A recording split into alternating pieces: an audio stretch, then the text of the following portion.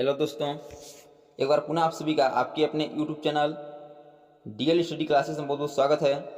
आज हम बायोलॉजी के टॉप 30 क्वेश्चनों को लेके आए हैं जो कि रिपीटेड क्वेश्चन है और प्रीवियस ईयर में पूछे गए क्वेश्चन हैं। तो चलिए देखते हैं कि किस प्रकार के क्वेश्चन हमारे एग्जाम में पूछे जाते हैं। जिसमें पहला है कि मानव शरीर की सबसे बड़ी ग्रंथि कौन सी है? अग्नाशय, अमाशय, यकृत या बड़ी आंत। तो मानव शरीर की सबसे बड़ी ग्रंथि यकृत है, जिसे लीवर कहते हैं। इसलिए option number C correct answer हो जाएगा यकृत। नेक्स्ट क्वेश्चन है कि इंसुलिन होता है, बताना है कि इंसुलिन क्या होता है। तो इसका करेक्ट आंसर हो जाएगा option number C protein. Next question है कि इंसुलिन में निम्नलिखित में से कौन सी धातु मौजूद होती है? तो इंसुलिन में जस्ता धातु मौजूद होती है, इसलिए option number C correct answer हो जाएगा। नेक्स्ट क्वेश्चन है कि शरीर में अतिरिक्त ग्लाइकोजन में परिवर्तित होकर भंडारित रहता है। बताना है कि शरीर में अतिरिक्त ग्लूकोज ग्लाइकोजन के रूप में परिवर्तित होकर कहाँ भंडारित रहता है? तो यह यकृत या लीवर में भंडारित रहता है, इसलिए option number C correct answer हो जाएगा यकृत। नेक्स्ट क्वेश्चन है कि मानव तंत्र में निम्नलिखित में से कौन सा एक पाचक एंजाइम नहीं है? तो इसका करेक्ट आंसर हो जाएगा option number C gastrin. Trypsin, ptyalin और पेप्सिन यह पाचक एंजाइम है, लेकिन गैस्ट्रीन नहीं है, इसलिए option number C correct answer हो जाएगा। नेक्स्ट क्वेश्चन है कि हमारे शरीर का अधिकतम भाग बना होता है। बताना है कि हमारे शरीर का अधिकतम भाग किससे बना होता है? तो हमारे शरीर का अधिकतम भाग जल से बना होता है, जो लगभग 70% के आसपास से बना होता है। नेक्स्ट क्वेश्चन है कि डीएनए का डबल हेलिक्स मॉडल किसके द्वारा दिया गया था? ये जो आपको डायग्राम दिख रहा है, यह डीएनए का डबल हेलिक्स मॉडल है। इसको किसने दिया था? तो इसको वाटसन व क्रिक ने दिया था, इसलिए ऑप्शन नंबर एक करेक्ट आंसर हो जाएगा। नेक्स्ट क्वेश्चन है कि निम्नलिखित में से क्या डीएनए मौजूद रहता है किंतु आरएनए में नहीं रहता है? बताना कि क्या डीएनए मौजूद रहता है लेकिन आरएनए मौजूद नहीं रहता है। तो डीएनए में थायमिन, एड्रेनिल, ग्वानिन और साइटोसिन तीनों उपस्थित रहते हैं, लेकिन आरएनए की बात करें तो आरएनए में एड्रेनिल उपस्थित रहता है, ग्वानिन उपस्थित रहता है और साइटोसिन उपस्थित रहता है, लेकिन थायमिन के स्थान पर यहाँ यूरेसिल उपस्थित रहता है, इसलिए इसका करेक्ट आंसर हो जाएगा ऑप्शन नंबर ए थायमिन। कि डीएनए में मौजूद रहता है लेकिन आरएनए मौजूद नहीं रहता है, तो यह है थायमिन, क्योंकि थायमिन के स्थान पर आरएनए में यूरेसिल मौजूद रहता है। नेक्स्ट क्वेश्चन है कि शरीर में सबसे अधिक मात्रा में पाए जाने वाला तत्व है। बताना है कि शरीर में सबसे अधिक मात्रा में कौन सा तत्व पाया जाता है। तो इसका करेक्ट आंसर हो जाएगा ऑप्शन नंबर डी ऑक्सीजन, लगभग 65% पाया जाता है। नेक्स्ट क्वेश्चन है कि मानव शरीर में जल होता है। बताना है कि मानव शरीर में जल कितना होता है। तो मानव शरीर में जल लगभग 70% के आसपास होता है, इसलिए ऑप्शन नंबर एक करेक्ट आंसर हो जाएगा। नेक्स्ट क्वेश्चन है कि किसी की प्रजाति में गुणसूत्र की संख्या। बताना है कि किसी प्रजाति में गुणसूत्र की संख्या आयु के साथ बढ़ती है, आयु के साथ घटती है, स्थिर रहती है या वजन के साथ बढ़ती है। यदि बात करें गुणसूत्र की, तो गुणसूत्र होते हैं 46 अर्थात 23 पेयर्स। तो यह बताना है कि यह स्थिर रहता है या आयु के साथ घटता है या बढ़ता है। तो यह स्थिर रहता है, इसलिए option number C correct answer हो जाएगा, स्थिर रहता है।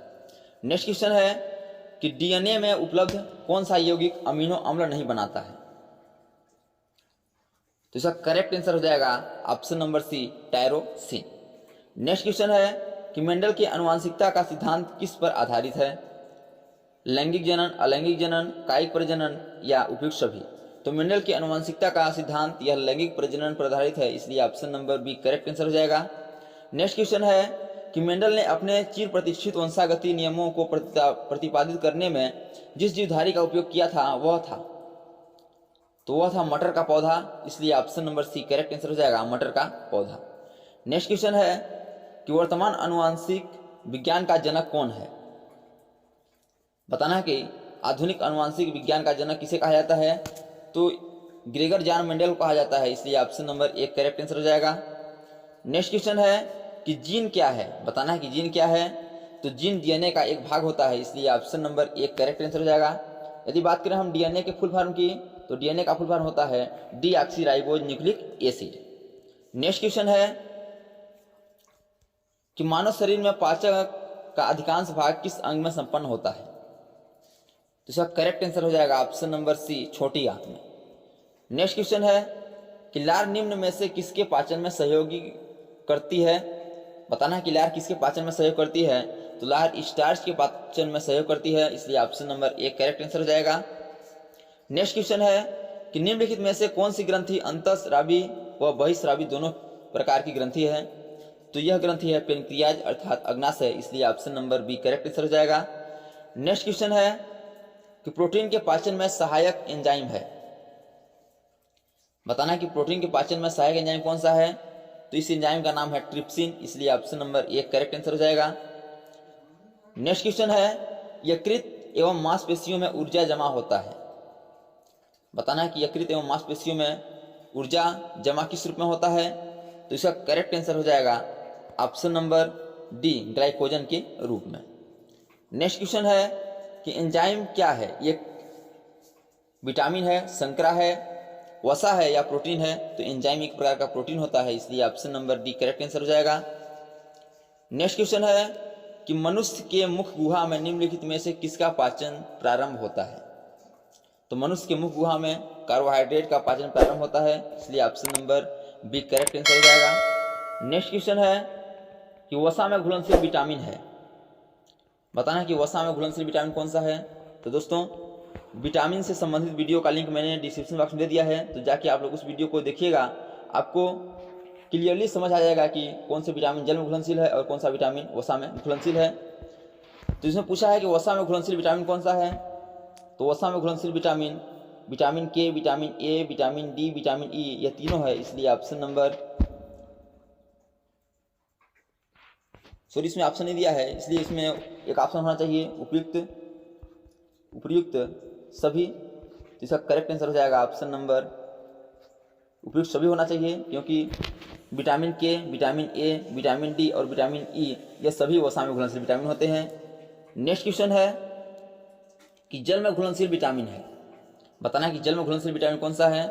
तो जल में घुलनशील विटामिन विटामिन सी है, इसलिए ऑप्शन नंबर एक करेक्ट आंसर हो जाएगा।